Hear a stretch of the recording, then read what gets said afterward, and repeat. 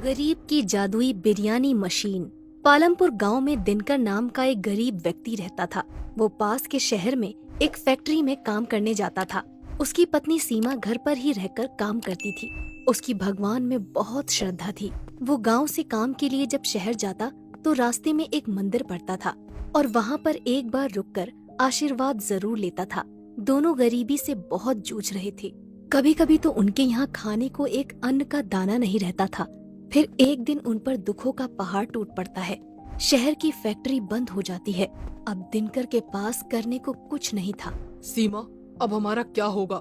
मुझे तो लगता है ये भूख ही एक दिन हमारे प्राण ले लेगी। चिंता क्यों करते हो जी? ऊपर वाला है ना, वो हमारी कुछ न कुछ जरूर मदद करेगा। हे ऊपर वाले, कुछ तो हमारी मदद कर। आप भी ना जब देखो भगवान से मांगते ही रहते हो। अब ये देखो, भगवान को दीपक लगाने के लिए तेल ही नहीं है। अब मैं क्या करूं? अरे अपने जो खाने का तेल है ना, उसी से लगा दो। पर फिर हम लोग क्या खाएंगे? तुम भी ना सीमा, तुम ही तो कहा करती हो कि ऊपर वाला हमारी मदद करेगा। ऐसा कहकर दोनों हंस पड़ते हैं। भगवान उन दोनों की इस आराधना से प्रसन्न हो जाते हैं कि उन दोनों के पास जब खाने को कुछ नहीं है तब भी उनकी भक्ति में कोई कमी नहीं आई। भगवान रात को ही उपहार स्वरूप उन्हें बिरयानी बनाने की मशीन देते हैं। अगली सुबह सीमा जब अपने घर का दरवाजा खोलती है तो बाहर बिरयानी बनाने की मशीन मिलती है। वो फटाफट दिनकर को बुलाकर लाती है। अजी देखिए, देखिए तो बाहर क्या है। दिनकर उठता है और बाहर जाता है और खुशी से झूम उठता है और कहता है, अरे ये तो बिरयानी बनाने की मशीन है। वाह ऊपर वाले, तेरी लीला अपरंपार है। मैं ना कहती थी भगवान सबकी सुनता है। क्यों जी, हम बिरयानी बेचकर भी तो अपना व्यापार शुरू कर सकते हैं। अरे हाँ भाग्यवान, इसमें देर किस बात की। फिर दिनकर गांव के चौराहे पर बिरयानी बनाने की मशीन लगा लेता है। जहां वो मशीन में ऊपर से चिकन डाल रहा था और गरम गरम बिरयानी बाहर निकल जा रही थी। मशीन से बनी बिरयानी को चखने के लिए लोगों की बहुत भीड़ लग जाती है। सभी लोग मशीन से बनी बिरयानी खाने को लेकर उत्साहित होते हैं। दिनकर दुकान पर बिरयानी बेचते समय, आओ आओ गाँव वालों, आओ आओ गर्मा गर्म बिरयानी चख लो, मजे लूट लो, ले जाओ। आज तक कभी नहीं खाई होगी ऐसी स्वादिष्ट बिरयानी, पालमपुर की सबसे स्वादिष्ट बिरयानी। वो ऐसा कहता जाता और चिकन मशीन के अंदर डालता जाता। दिनकर की दुकान पर भीड़ बढ़ने लगती है। धीरे धीरे दिनकर के पास पैसा भी बढ़ने लगता है। वो नया घर बना लेता है। दिनकर अब दुकान पर काम नहीं करता। उसने दुकान पर काम करने के लिए नौकर लगा लिए थे। दिनकर की बिरयानी दूर दूर तक जाने लगी। फिर उसने बिरयानी के दाम भी बढ़ा दिए थे। एक दिन जब दिनकर चिकन डालकर गरम गरम बिरयानी निकाल रहा था, तभी एक गरीब आता है और उससे बिरयानी मांगता है। पर वो बिरयानी के दाम सुनकर चौंक जाता है। अरे बाप रे, इतनी महंगी। दिनकर कहता है, दिनकर की बिरयानी किसी गरीब के लिए नहीं है। खाना है तो खाओ वरना चलते बनो। ना जाने कहां कहां से चले आते हैं। बिरयानी खाने की औकात नहीं है और चले आते हैं मुंह उठा के। ऐसा मत कहो दिनकर, तुम भी तो एक गरीब थे। गरीब था मूर्ख, अब नहीं हूँ। वो दिन बीत गए हैं। अब चलता बन यहाँ से, जबान मत लड़ा। आज तुम एक गरीब का मजाक बना रहे हो, पर याद रखना दिनकर, ये तुम्हें बहुत भारी पड़ेगा। तुम्हें मेरी बद्दुआ है कि तुम जहाँ थे वहीं दोबारा पहुँच जाओगे। तुमने आज एक गरीब का दिल दुखाया है। अरे ओ, चल चल निकल यहाँ से। दिनकर ने अब पूजा पाठ करना भी बंद कर दिया था। क्यों जी, आजकल आपने पूजा पाठ क्यों बंद कर दिया? सीमा, तुम तो जानती हो मैं कितना व्यस्त रहता हूँ। आजकल इन सब चीजों के लिए समय ही कहाँ है। भगवान मेरे से वैसे ही बहुत खुश है।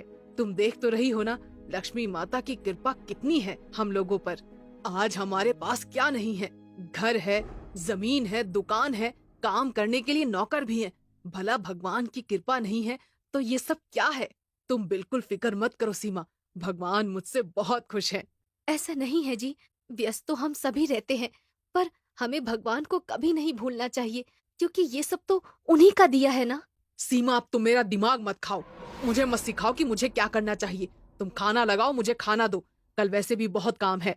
ठीक है जी, जैसा आपको उचित लगे। मैं तो बस कहने से रही। ऐसा कहकर वो दिनकर के लिए खाना लगा देती है। ऐसे ही कई दिन बीतते गए। दुकान पर एक बार जब बिरयानी बनाने की मशीन चल रही थी, तब नौकर ने जल्दी जल्दी में परोसते समय एक प्लेट बिरयानी जमीन पर गिरा दी। दिनकर को ये देखकर बहुत गुस्सा आया। उसने कहा, मूर्ख, तेरे को अक्ल नहीं है क्या? हाथ पैर टूट गए क्या तेरे? काम नहीं करना आता तो आता क्यों है यहाँ पे? ऐसा कहकर उसने नौकर को एक लात मारी। बेचारा नौकर आगे जाकर गिर जाता है। चला जा यहाँ से, दूर हो जा मेरी नजरों से। तुम जैसे दो कौड़ी के लोगों की मुझे जरा भी जरूरत नहीं है। बेचारा नौकर गरीब मजबूर था, वो वहाँ से उठकर चला जाता है। दिनकर गुस्से में लाल होकर घर जाता है और सीमा उससे पूछती है, अजी क्या हो गया है आपको? आप बहुत गुस्से में दिखाई दे रहे हैं। कुछ नहीं हुआ, ये गरीब लोग, इन्होंने तो मेरा जीना ही हराम कर दिया है। कभी कोई बद्दुआ देकर जा रहा है तो कभी कोई काम ही नहीं आ रहा है। मैं तो परेशान हो गया हूँ इन गरीब लोगों से। कैसी बातें कर रहे हैं आप? ऐसा नहीं बोलते हैं। मत भूलिए कि हम कहाँ से उठकर आए हैं। आप भी इन्हीं लोगों की तरह मजदूरी करने जाते थे। अब तुम मत शुरू हो जाओ सीमा। कहाँ से उठकर आए हैं, कहाँ से उठकर आए हैं? हर कोई मुझे यही बात याद दिलाता रहता है। मुझे भी पता है कि मैं कहाँ से उठकर आया हूँ, नहीं भूला हूँ मैं। पर क्या अब भी ऐसी ही जिंदगी जीता रहूं? अमीर हूँ, अमीर की तरह रहूंगा। ऐसा कहकर दिनकर सोने चला जाता है। अगली सुबह दिनकर दुकान पर जाता है और मशीन चालू करता है और ऊपर से चिकन डालना शुरू करता है। पर ये क्या, वो देखता है कि बिरयानी बनकर निकलती ही नहीं है। बाहर ग्राहक भीड़ लगाकर खड़े रहते हैं। बिरयानी लाओ भाई। अरे दिनकर भाई बिरयानी लाओ। अरे भाइयों सब्र रखो, पता नहीं आज ये बिरयानी की मशीन क्यों नहीं चल रही है। दिनकर फिर मशीन चालू करता है पर मशीन फिर भी चालू नहीं होती है। दिनकर मशीन ठीक करने वाले मिस्त्री को बुलाकर लाता है। एक मिस्त्री मशीन ठीक करने आता है। दिनकर मिस्त्री से कहता है, अरे मिस्त्री भाई जरा देखो ना, कहीं कचरा तो नहीं फंस गया। मिस्त्री पूरी मशीन की जांच पड़ताल कर लेता है पर उसे कहीं भी कोई भी खराबी नहीं मिलती। मिस्त्री थक हार कर वहाँ से चला जाता है। आज इसमें ऐसा क्या हो गया है, ये चल क्यों नहीं रही है? धीरे धीरे जो भी भीड़ वहाँ पर खड़ी थी वो सब जाने लगते हैं। दिनकर भीड़ को समझाता है, अरे भाइयों, अरे कहाँ जा रहे हो? अभी चालू हो जाएगी, थोड़ा इंतजार करो। रुक जाओ, अरे भाई रुक जाओ, एक बार चालू हो जाने दो, फिर गरम गरम बिरयानी खिलाऊंगा और कम दाम में भी खिलाऊंगा। बस रुक जाओ। पर दिनकर की कोई भी नहीं सुनता। सारी भीड़ दिनकर को भला बुरा कहकर वहाँ से चली जाती है।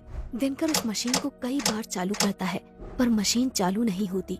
इतने में उसके सामने एक दिव्य शक्ति प्रकट होती है और वो दिव्य शक्ति दिनकर से कहती है, क्या हुआ दिनकर, मशीन चल नहीं रही? ये सोचकर परेशान हो रहे हो? जी भगवान, अब ये मशीन कभी नहीं चलेगी दिनकर। नहीं प्रभु, ऐसा मत बोलिए, मुझसे ऐसा क्या पाप हो गया? तुम्हारे पाप का घड़ा भर गया है दिनकर। तुम भूल गए कि तुम कहाँ से हो और कहाँ से आए हो।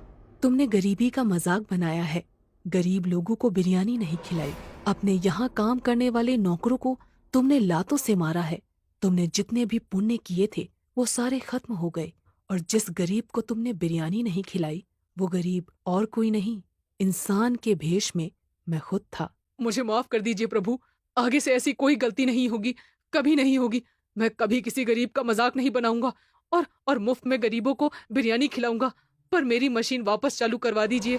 अब मेरे हाथ में कुछ भी नहीं है दिनकर, सब तुम्हारे कर्मों का फल है। तुमने घमंड किया, इसकी कीमत तो तुमको चुकानी पड़ेगी। ये सब तुम्हें पहले सोचना था। ऐसा कहकर दिव्य शक्ति वहाँ से गायब हो जाती है।